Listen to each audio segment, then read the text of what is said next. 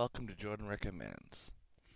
The Canadian animation company Nelvana has proven time and time again that they are the masters of taking a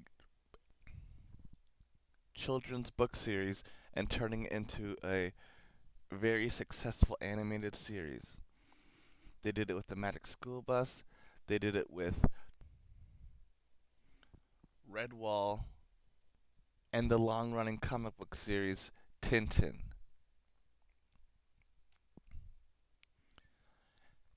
And the show I'm going to be talking about today is no exception.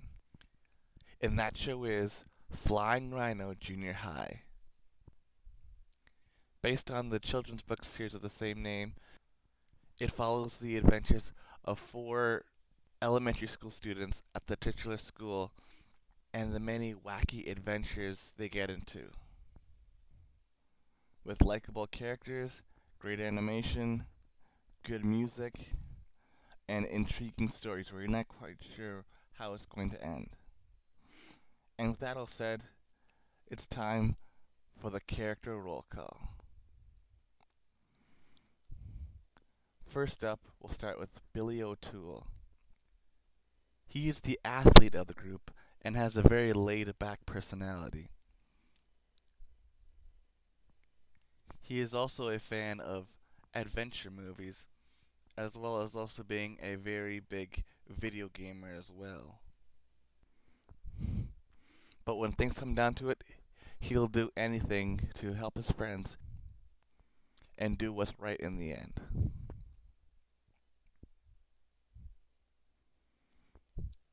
Next up is Lydia Lopez,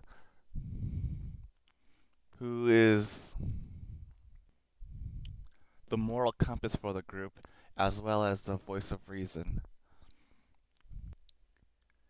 Even though she's not the smartest academically, she's the one that has the most common sense of the group, and is also the one who usually comes up with the plans to help them get out of any trouble they find themselves into, and helps them get out of no-win situations. She has also been shown to be very good at sports, as well as also being very knowledgeable when it comes to comic books. Next up, we have Marcus Snarkus, who is the resident boy genius of the group. Even though he is a genius, he has also shown to be shy at times and also a little insecure. And he also comes up with plans a lot of the time to help them get out of trouble. He carries around a little handheld computer, kind of like the little Galileo that Gretchen Grunler has in recess. It allows him to come up with plans and find solutions to the various problems they find themselves in. And now we get to Ruby Snarkus, who is Marcus's sister. She is the diva of the group, and a lot of the time is concerned about fashion and how she looks, and likes to be treated like she's the center of the universe. And she often butts heads with the other members of the group, because her personality is so different from the others. She's definitely the most girly of the group, even more than Lydia.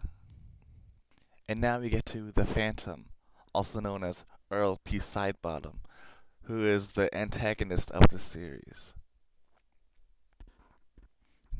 He was once a genius who went to Flying Rhino Junior High, but after he got a D in shop class, he went into the basement and became the Phantom and built a supercomputer that allows him to change the infrastructure of the school to change it into whatever environment he wants in order to get back at the school. From ancient Greece to prehistoric era, he could even do things like bring comic books and video games to life. The Phantom thinks very highly of himself and considers himself to be the greatest villain of all time. So whenever anyone says anything that makes him angry, or if he wants to get back at the main four, then he'll turn the school into whatever environment they were learning about in class that day. Now we get to Radicus, who is the Phantom's assistant and sidekick. He He helps the Phantom with his plans, as well as serving as a comic foil to the Phantom and providing the show with a lot of its comic relief. He's kind of like this show's version of Mr. Beastly from the Care Bears family. And now we arrive at some of the more supporting characters, such as Principal Mulligan, who's an anthropomorphic rhino and is usually oblivious to what's happening at school. Then there's Buford the janitor, who's an anthropomorphic pig who helps the kids out by giving them advice and equipment. And then there's Mrs. Snodgrass, who seems to be the only teacher in the school. And her class usually sets up what will be the main story for the episode, as well as establishing any subplots. The show ran for 2 years, from 1998 to 1999, and has a total of 26 episodes. At the time of this recording, the show has not been released on DVD. Because it didn't get the international spotlight like so many of the other shows, it kind of flew under the radar. If you live in Canada, you can watch it as part of Rogers On Demand in the Kids Zone section, or if you live in the US, you can watch it as part of the Amazon Instant Video, as well as also being available on YouTube. It had solid animation, likable and relatable characters, a good sense of humor, a very catchy theme song, and some unique and entertaining stories. And is one of only a few shows that was able to be educational, entertaining, and teach life lessons, and do it all seamlessly. Till next time, see ya.